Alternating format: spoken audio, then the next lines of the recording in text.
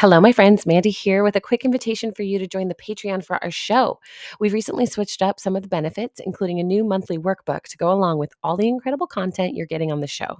It's a quote yourself through grief kind of a vibe, and for only $10 a month, it is a wholly worthy and affordable way to invest in your own healing process without the commitment of a full coaching relationship. Learn more at patreon.com/MandyKpart, and of course, the link is in the show notes. Thank you as always for being here. Now let's get into the good stuff. Welcome back to Restorative Grief with Mandy Capehart. You are listening to episode 115, titled Emotional Freedom and Somatics with Hince.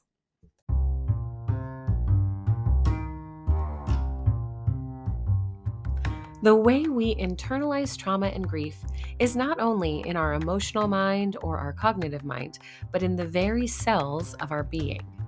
When my guest Anne was 19 years old, she woke one morning to find her mother dead in her bathroom, and it would be another 20 years before Anne learned of a technique to release the tightly held and protected emotions from that loss and many others. In response, the deeply embodied grief and trauma in the structure of her bones and body have shifted and found release. This conversation was beautiful, full of easy invitations and nuanced challenges because grief and healing require us to hold a both and understanding. So as you're preparing to listen, I'm going to invite you as well to open your mind and heart to hear Anne's story and to look for where you might find your own new strategies. Hey everyone, welcome back to Restorative Grief with Mandy Capehart. My guest today is a beautiful human who I'm really excited for Anne to be honest about all of the beautiful things she's experienced in her grief story and the way that approaching herself differently has really brought healing. So Anne, thank you so much for your willingness to be here and share with us today. Thank you for allowing me to do that. Absolutely. Yeah, we were just talking off air about the different ways that we've approached grief over the years. Personally, I have been very invested in the somatic approach because I think we all approach it in that emotional overwhelm state for a long time and then kind of shut down. So I would love for you to just bring a little bit of your story to the surface and let's start there. Okay. Yeah, there is a better way, but I certainly had an emotional shutdown for a long, long time. Yes. I didn't realize that I had suppressed everything, but we get programmed in childhood as to how to deal with those kind of things. And we always suppressed everything. We never talked about anything that happened. We never talked about anything deep at all. So that's what I did when I found my mother dead on the bathroom floor when I was 19. I just carried on with life. I mean, I questioned it. It's like, should I be doing this? Should I be doing something different? But there was no one around to help or to say anything about it. So I just suppressed it all and just carried on with life because I just didn't know what else to do. I didn't even know therapy existed at that time. I was 19, so it was like 3 decades or more ago in England. I just didn't know there was anything else I could do. I think that's really common too, that desire to hold your emotions close, whether it's to control the way people respond to you or treat you, or even just to control the way that you show up in the world. Because like you said, we don't know any differently. And what we are modeled is this idea of stiff upper lip, especially England, right? Keep calm and carry on. That is the epitome of maturity. This is how we maintain. We will always be stoic, no matter what is happening under the surface. And it just doesn't serve long term. No, what we aren't told is that those emotions and those memories and those traumas actually get stuck inside our body as dis-ease. Now, if we were told that early on, that would be a very different experience through life, right? We'd know that we want to do something differently because we don't want to store dis-ease inside of our bodies. Yeah. Well, and it's not necessarily something that we grew up with having that connection being made, right? That emotion can affect the physical body, that it can impact the very cells of our being. It can change everything about how we appear, our physical stature and all of that. And I know that's part of your story as well. And I definitely think that as we have come forward more, and at least in Western culture, started to embrace like the wisdom of recognizing energy is an important part of our existence, that we do have different levels of awareness in our bodies and in even just the world around us, like that connectivity has developed into being more of a mainstream acceptable approach to holistic health, I think. And so, Yeah. I mean, that's where I see it really becoming an opportunity for us to say, well, what is dis-ease and what does that look like? Is it just, oh, well, I have cancer, or, oh, I have a cold, or I have this ongoing autoimmune disorder, and now that's just the facts of my life. That's just what it is. Or scoliosis, right? All of these things that really change how we inhabit our physical bodies. Right. But or do we just have thoughts, right? Negative thoughts? Because that's one of the biggest takeaways from my journey and my experiences. They are all connected, like you said. So the thoughts that have energy around them, so have emotions around them, they are literally physical dis-ease inside of the body. It's just we're not aware of them. We're not aware at that level. So it takes doing the work with the memories and the traumas and those emotions to expand our self-awareness deep enough that we can realize, okay, there really is physical dis-ease underneath those thoughts. So it's definitely worthwhile looking at them and releasing them when they're just in the stage of thoughts, right? Even if that's all we're aware of, let's work with those thoughts and those memories and release the energy so that that dis-ease that is inside of us that we're not aware of yet, so that that can release. Yeah. So before we dive into the first part of your story, let's just address the idea that we are very mindful, and I know this is true of you. I'm certain of it. It's true of me. We are very mindful that we're not saying, if you change your thoughts, you will change your life. That is a very simplified, over exaggerated, like clickbait approach to what we're talking about. So that is by no means what we're about to say is like, if you just think happy thoughts, everything will fall into line. No, however. Absolutely not. Yes, yeah. definitely not. Yeah. I've tried that. It didn't work. I know, I tried it too. I was watching just cartoons and happy things for months, and it was amazing. I was still miserable. Yeah, Wild. because we're just suppressing those Yeah. thoughts and feelings that are still inside. So we've got to actually find them and address them. Absolutely. And then our thoughts do change naturally, and then our lives do change naturally. So in some senses, changing our thoughts does change our world, but we can't force it. We have to allow it to happen. Yeah. Okay. So start with where you started. How did this become part of your awareness and your decision? Like, okay, let's try this new thing. Well, it wasn't until my late 30s. So my mother had died when I was 19. And in my late 30s, I had what I call a business altercation with two other mothers at my boys' school. And these mothers were not like me. They were self-confident, self-assured, authority type women. And they told me I'd done something wrong. And I was this scared mother on the inside, and I had PTSD. I was just afraid of doing anything wrong. And they told me I'd done something wrong. So my mind just spun out of control. I couldn't do anything about it. It just went over and over. Everything I'd said, everything they'd said, what I'd done, what I could have done differently, all those different permutations over and over for 3 days. It was so intense. And it was at the end of that I realized two things. First of all, I realized, okay, this is not normal. No one else I knew would have spun out of control so much over something so simple. And also, it felt a little bit like how I would react when my dad had told me I'd done something wrong in childhood. So for me, that was the first inkling that maybe something from my childhood was still affecting me to that day, which is so kind of funny to look back on because there was so much from my childhood affecting me, but I wasn't aware of it. So that was the first little opening. But I didn't know what to do with it at that point. But it just happened that I went to a doctor's appointment in that time frame, and he was a holistic physician. So he had more tools in his toolbox than most other doctors do. And he happened to notice that I was more stressed than I should be. Now, I wasn't going to see him for anything about my stress level or about my history. It was nothing. He just recognized I was more stressed than I should be. And he asked me on a scale of 0 to 10 what my stress level was. And I said 8. And then he asked me why. And it was that question that made me realize, okay, it was finding my mother on the bathroom floor when I was 19, because the tears from that event were still just under the surface all these years later. Now, he happened to know this technique that is called EFT, which is short for emotional freedom technique. It's also called tapping because we're tapping on our body as we're talking something through. And he tapped with me for about 15 minutes on my mother's death. And I walked away from that appointment being able to tell the story in my mind for the first time ever without those tears. So for me, that was huge. That's when I first realized that we keep those memories and those emotions physically stored in our body and that we can let them go. Wow. I love that you were willing to say, hey, doc, I didn't mean to come in here and bring up my 19-year-old trauma, but guess what? That's what came to the surface. And I think that that's telling because that's exactly where we go as grievers is something finally just says enough.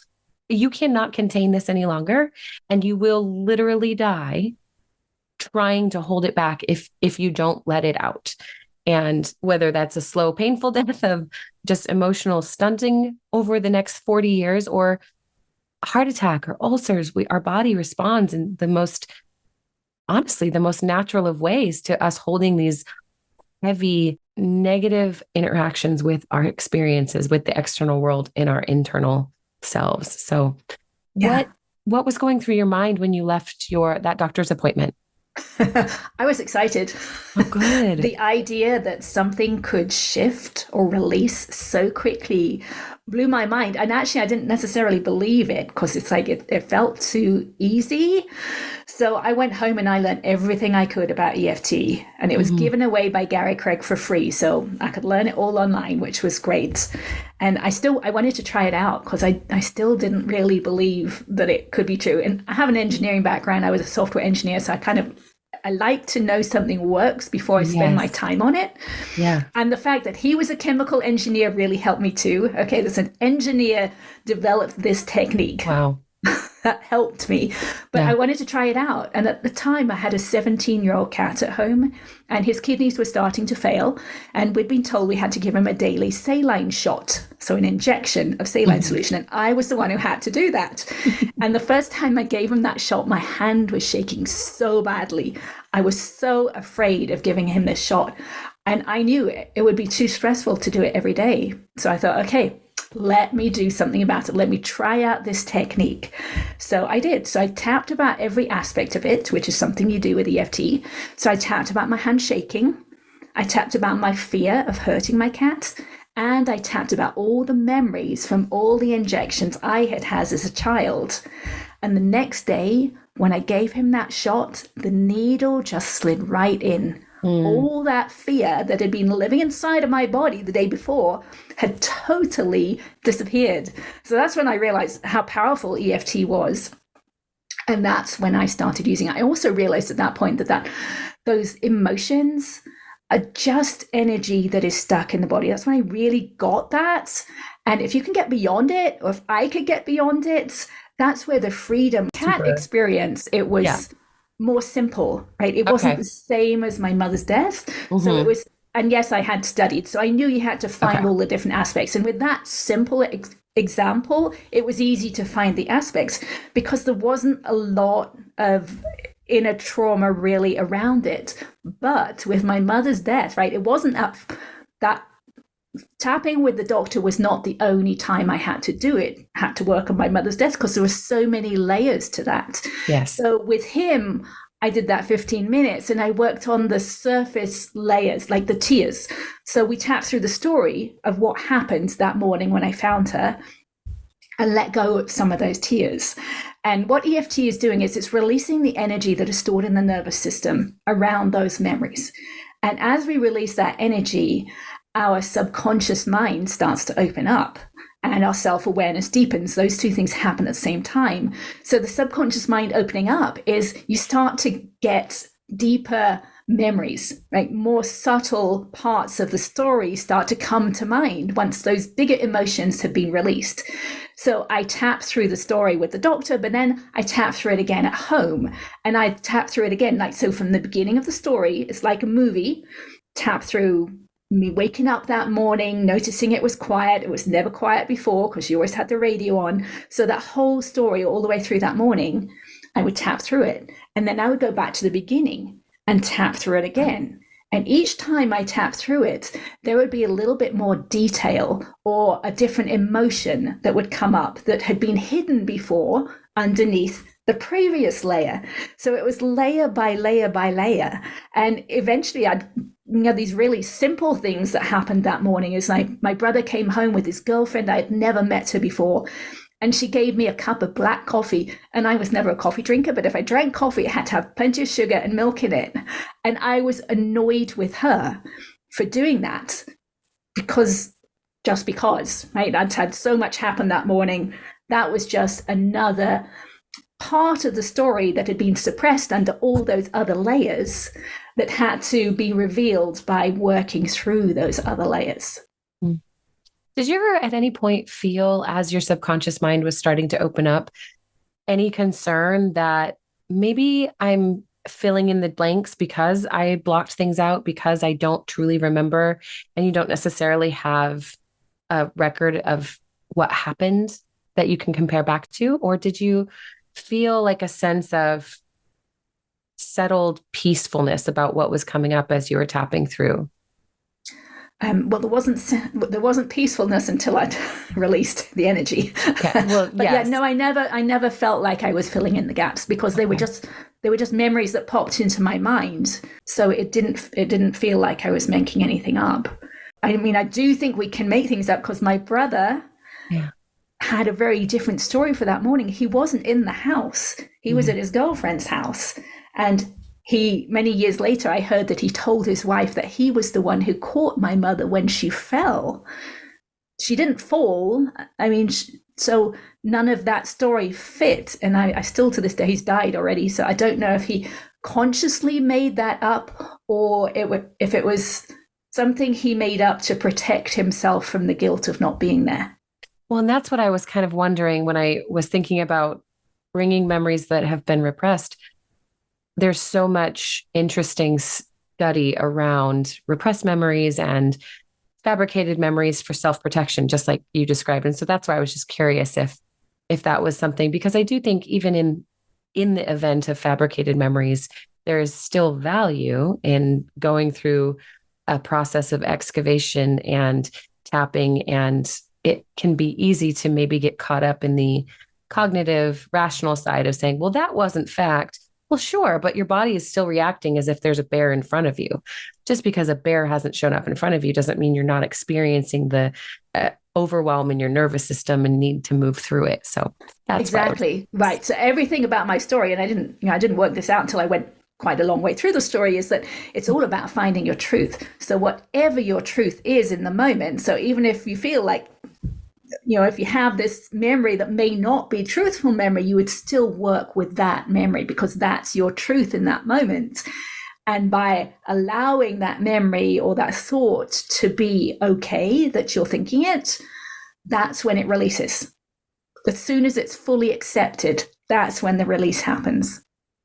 Yeah, it's bringing neutrality into those moments where we might have like a moral judgment against our memories or our experiences and say, this is a bad memory. So I've pushed it down and I won't be recalling it. Thank you so much. When the reality is, no, this is just an actual thought that you've carried and embodied for however long. It doesn't matter. It's not good or bad. It's just a true thing. Right. But also there's like a layer.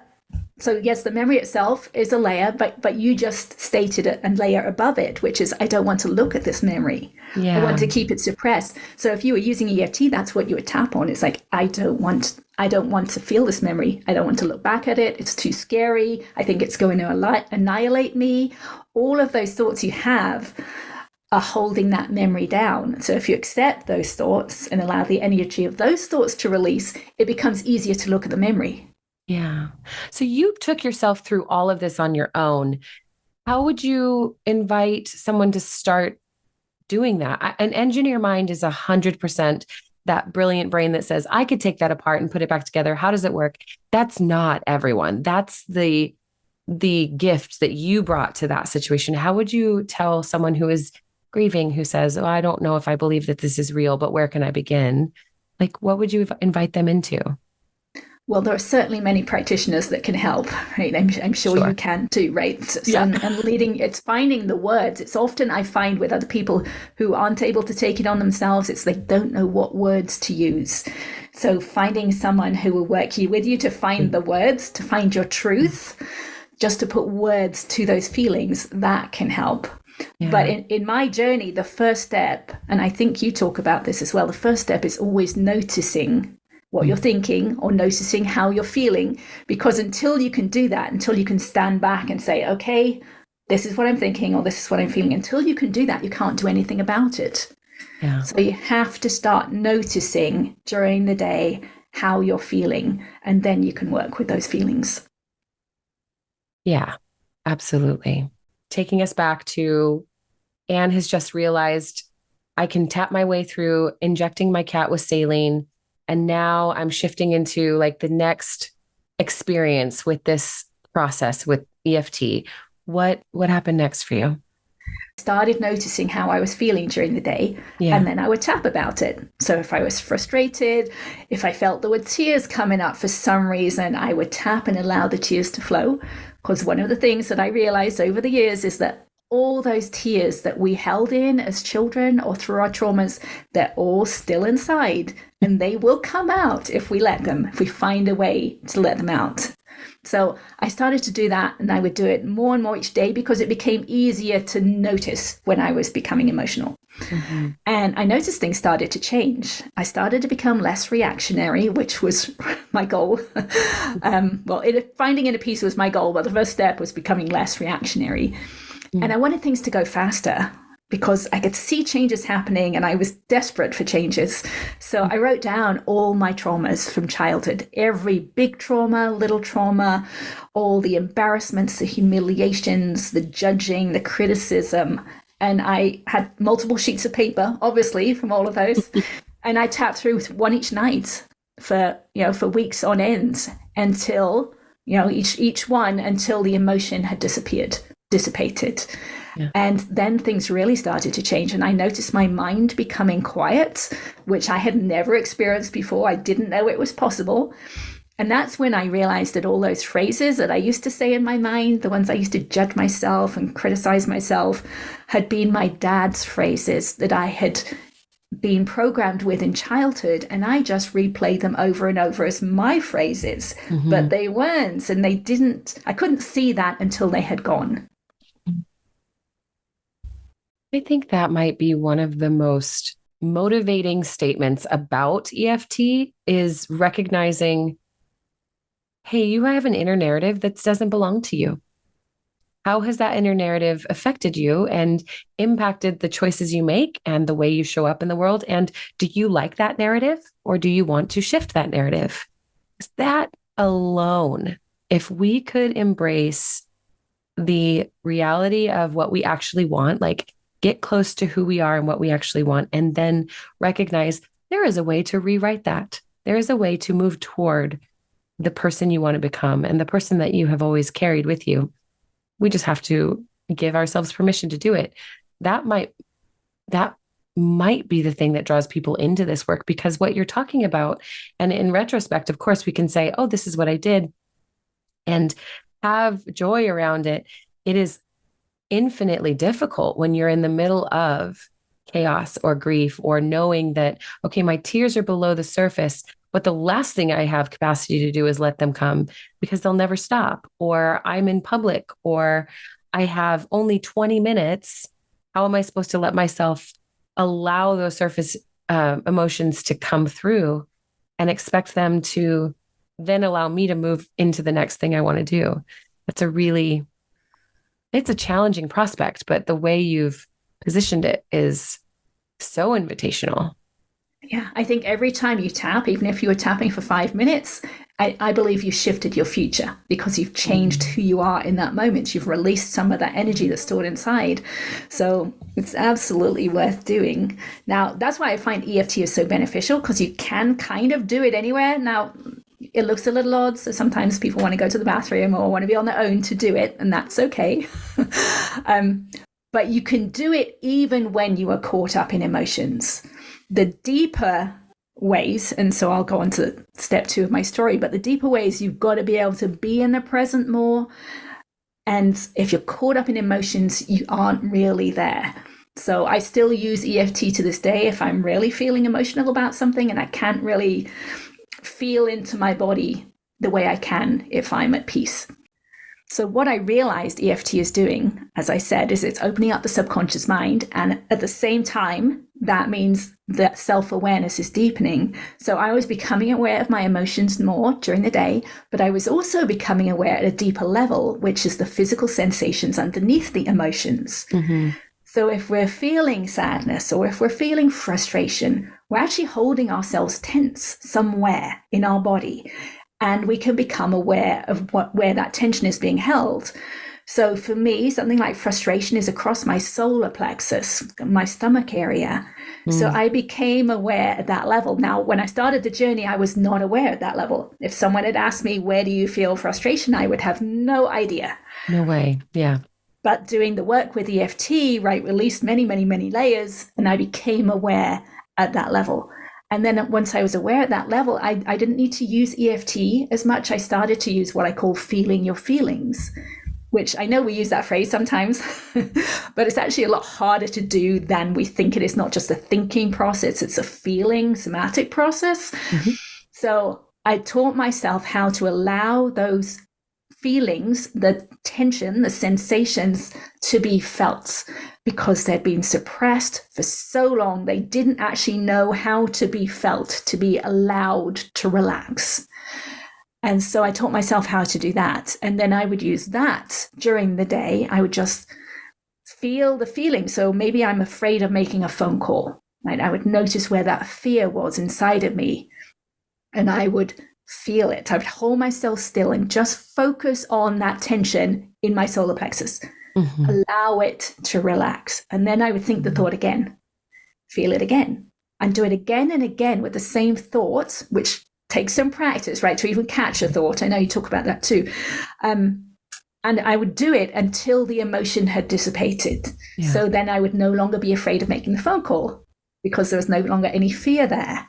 So I started using that during the day instead of EFT, and I would work on more collective traumas, things like 9/11, and for me, the Loma Prieta earthquake, because we all have our own personal experience of those collective traumas, and we don't realize we're suppressing it, right? It's another form of trauma that we're holding inside, and we don't realize because we watch the news and then we go on with our day, and we don't realize that we've actually stored it inside.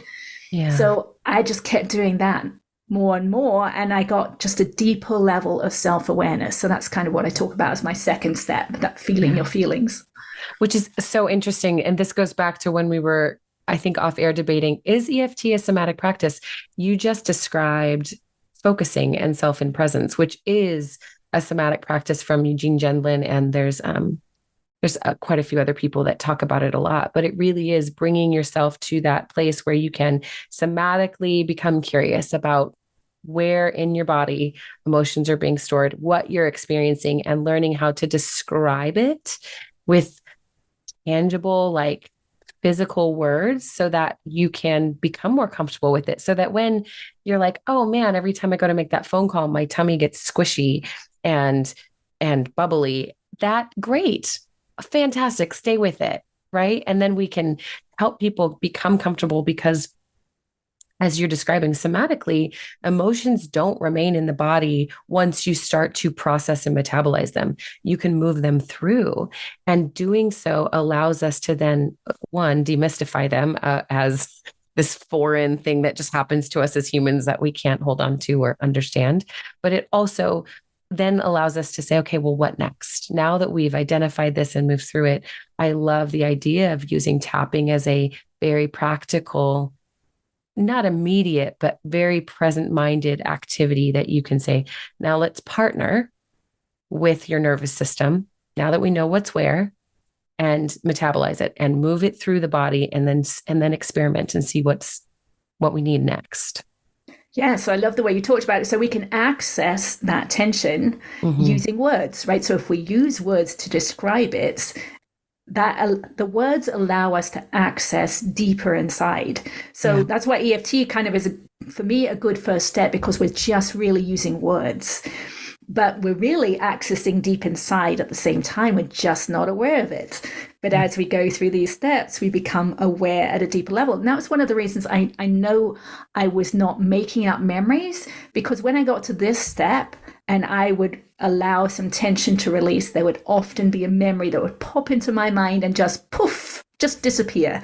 So it was clearly not something I was making up. It was just something that was being released from inside, and it was just heading out. What a beautiful description too of the partnership between our mind and our body, right? We've lived such disparate lives. We are whole beings. We're not missing something. We're just lacking awareness of what we carry and what belongs and how to get these pieces to work together. So how did you take all of that wholeness that you are experiencing, all of that expression in your body, and turn this into a daily practice that has become so transformative for you? It was easy because it felt so good. It felt so good. I love that. Yeah, releasing tension that's been stored in the body for decades, it has to feel good. And it did. But also my self-awareness was expanding all the time. So it was just every time I relaxed, I could feel the next layer to work on. So I worked on that. It felt good. So I did the next layer, and it just became something. Now it's automatic. It's the first thing I do when I wake up in the morning, last thing at night, when I wake up in the middle of the night. I'm always aware of the next layer. And it's not always fun, let me go on to my third step, because then it'll explain a little bit more. So as I was doing this, feeling the feelings, I would lay on the sofa, feel his collective traumas, let the energy release. At some point, I realized I could keep my awareness inside my body after the tension had released. And it felt very different. I knew something different was happening, and I started to play with it. And I realized I could move my awareness around inside. I could find where there was tension compared to somewhere that had no tension. So I would focus on the tension. By this time I had honed my focusing skills because I'd done so much of this. I could focus on the tension and I could feel it release. So I would do that over and over again. Now, at some point, after many, many months of this work, I was able to put my awareness inside my head. And that was mind-blowing because the pain and the tension inside my head was unbelievable. I mean, almost unbearable. The pain inside my left cheek was crazy. What I realized, that had been there my whole life. It had been inside of me in my subconscious mind for 50 years at that point, and I had not been aware of it. But it was massive. But I had this technique by then, right? So I knew I could focus on it, release it. And to begin with, it would only be a second at a time because it was so intense. And over time, as I did it over and over again, one day I actually heard and felt something release. And I was a little scared. I went home and I did some research, and I realized that was an adhesion in the connective tissue that was releasing. So I kept doing it. And over time, I could actually feel my skull bones relax. Now, again, I had not known they were not relaxed until they relaxed, just like those thoughts. I didn't know they were my dad's until they had gone. But I just keep becoming aware of the next layer of tension. And sometimes it's pain that I hadn't been aware of before.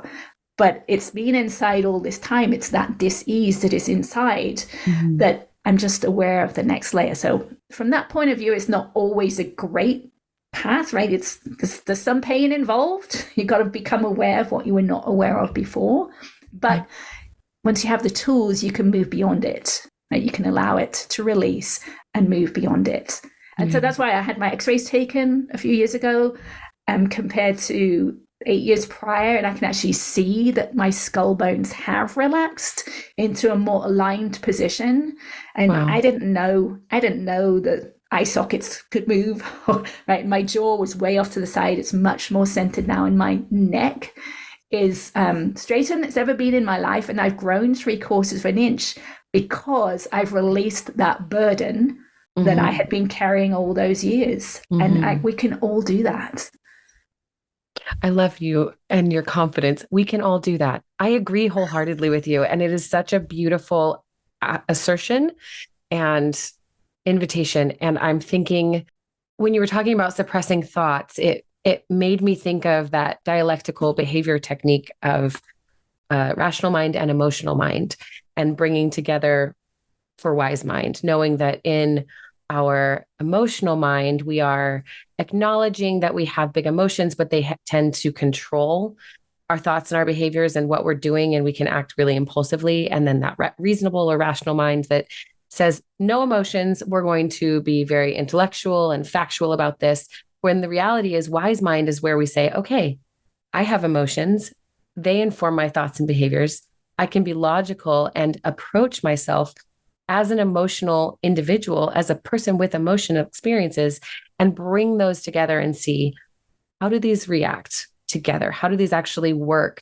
And how do I move forward with knowing I am both and like that, to me, allows us to move forward with a process like tapping without minimizing either side, because both belong.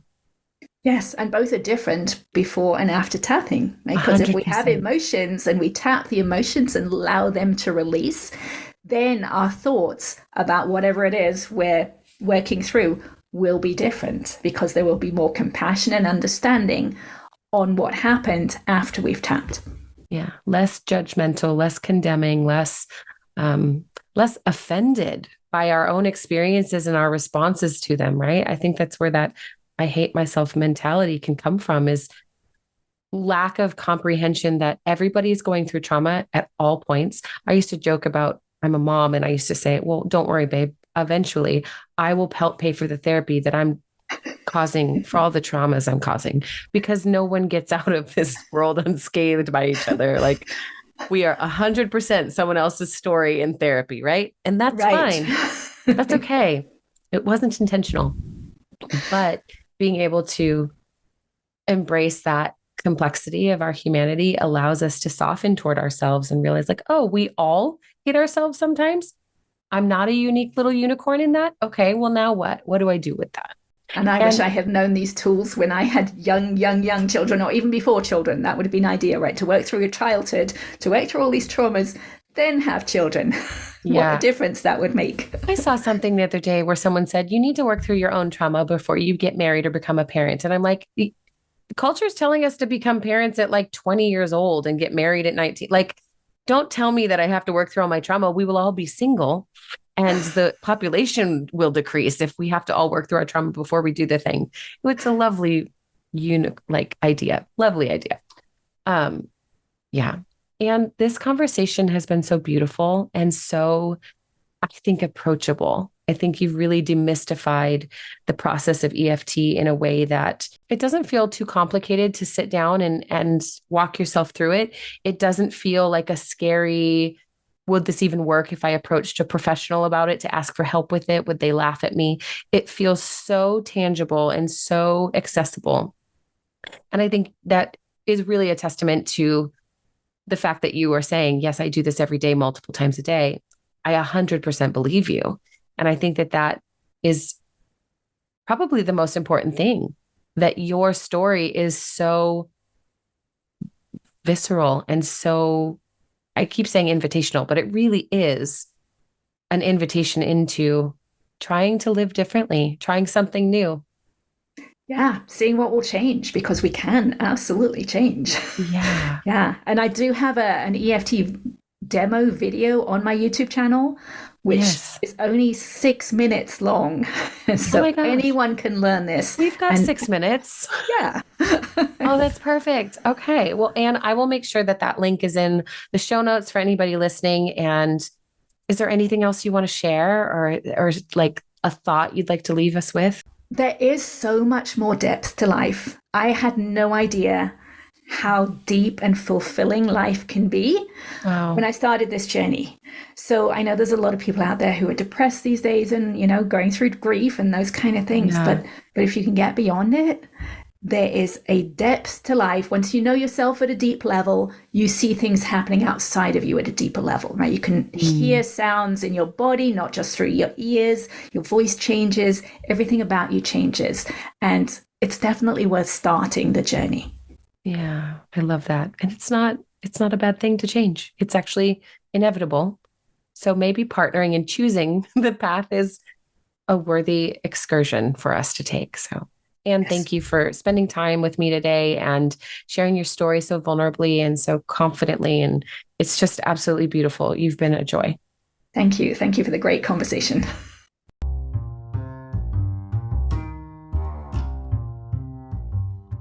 Thank you for listening to episode 115 of Restorative Grief. The invitation in Anne's story is so gentle. You can trust yourself to explore what you've carried and decide how much longer you want to carry it. Anne has found that seeking out our truth, what we truly feel, and accepting those feelings is the key to inner peace. And I'm so grateful she shared her story and her journey with us today. If this is your first time listening to Restorative Grief, I hope this conversation feels like hope. There are no quick fixes to our grief, but there are pathways forward for every situation. Please be sure to check out the show notes for Anne's YouTube video introduction to EFT tapping, as she mentioned, as well as the Patreon for this show if you'd like to support the work or connect with others in the restorative grief community.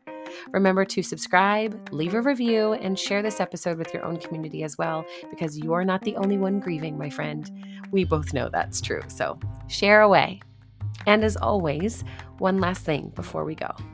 Please remember, the only solution for grief is to do the work of grieving. Thank you for listening. I'll see you next week.